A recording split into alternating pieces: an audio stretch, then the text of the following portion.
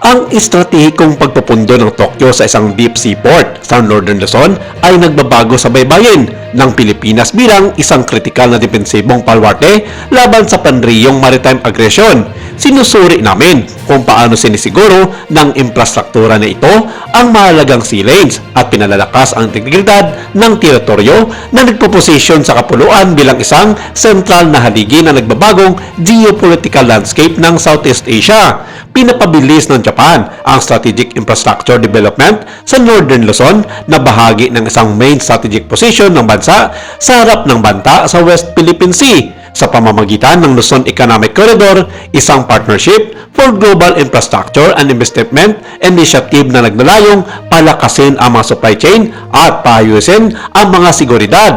Ang inisyatibang ito na nakalink sa Japan-Philippine Reciprocal Access Agreement o RAA ay inuuna ang port modernization upang palakasin ang panriyong seguridad at koneksyon.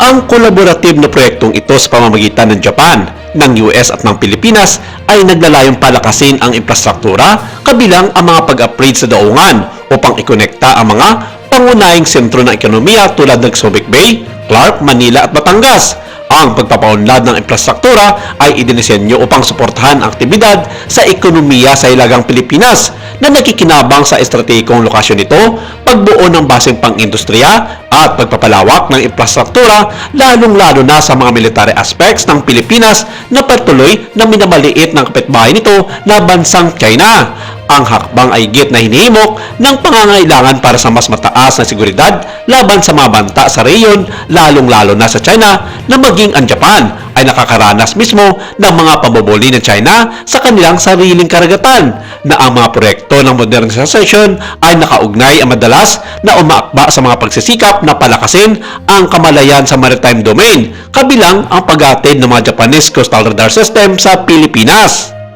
Ang Japan ay umiikot patungo sa pamumuhunan sa Pilipinas upang makakuha ng mga asang logistics at mga supply chain na hinihimok ng mga batang manggagawa at mga otoridad sa industriya sa rehiyon. Ang inisyatiba na ito ay bahagi ng isang mas malawak na pagbabago na nagpapalakas sa alyansa ng depensa ng Japan at Pilipinas na nagbibigay daan sa pinahusay na kakayahan ng maritime patrol at mas malapit na magkasalib na operasyon sa rehiyon ng Indo-Pacific. At nito lamang araw ng Lunes, naglabas din ng sarili nilang panawagan ang China bilang protesta sa mga ginagawa na ito ng Japan at ng Pilipinas na hindi raw kinukonsulta ang kanilang panig. Ayon sa China, isa itong banta sa buong rehiyon ang ginagawa ng dalawang bansa at kanila itong idudulog sa ASEAN Parliament upang ipatawag ang Pilipinas para magpaliwanag sa mga kapitbahay nito sa gitnang silangan.